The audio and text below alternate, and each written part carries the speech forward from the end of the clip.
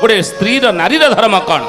ये मध्य शास्त्र लिखा मानिक चलवा दरकार कि अच्युत महापुरुष कहले युवा स्त्री माने उलग्न होइबे मनरे नथिबो भये। देखो 600 वर्ष तलर भाषा कि भली थिला 600 वर्ष तलर भाषार मध्य पार्थक्य आसीपारे से समय भाषा देखंतु वर्तमान 600 वर्ष पर जो भाषा ता सहित केवल मेल खाइब ना कारण युवा स्त्री माने युवा लिखिं युवा स्त्री माने उल्लग्न होइबे वयस्क न युवा स्त्री माने उल्लग्न होइबे